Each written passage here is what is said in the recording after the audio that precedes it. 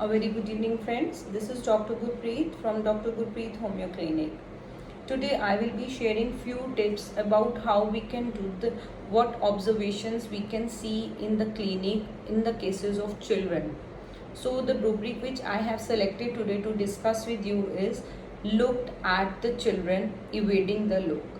जब हम बच्चा क्लिनिक पे आता है तो हम उसकी तरफ देखते हैं तो बच्चा किस तरह से रिस्पॉन्ड कर रहा है, that is a very important point. तो इसमें जो हम देखते हैं कि बच्चे क्लिनिक पे आते हैं, हम उनकी तरफ देखते हैं तो कई बच्चे क्या करते हैं, मदर के पीछे छुप जाते हैं. Specially the children of Baryta का, children hiding behind the mother. ठीक है, ये in front of the strangers. जब उनके घर पे भी कोई आता है वो फर्नीचर के पीछे या मदर के पीछे छुपना शुरू कर देते हैं.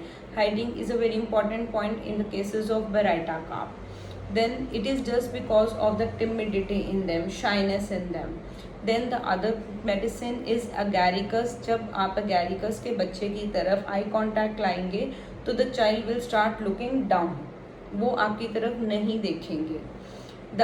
इनके अंदर जो मेडिसिन है, these are single medicines and on these single rubrics it help you in the quick selection of the medicine. There is no need to go through the whole entire case taking process. Just these kingpin rubrics will help you in the selection of the medicine.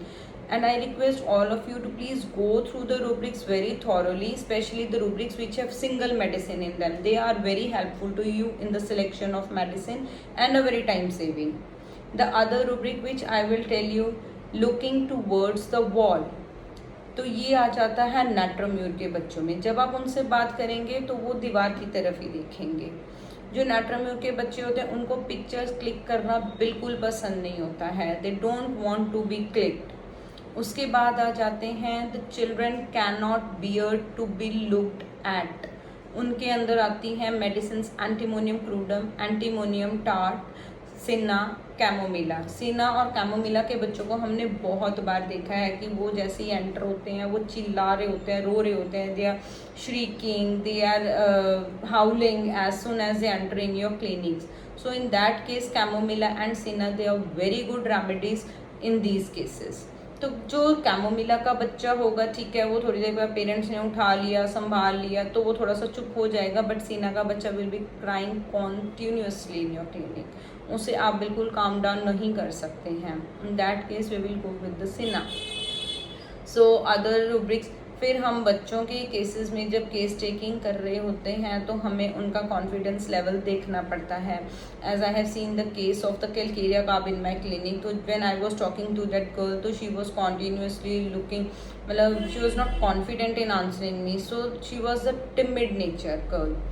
तो in that case so we have to be a very good observer in the selection of the medicine, because the subjective symptoms may take you on the wrong track, but our observation, the objective symptoms, they will always take you to help you to prescribe the most similar medicine.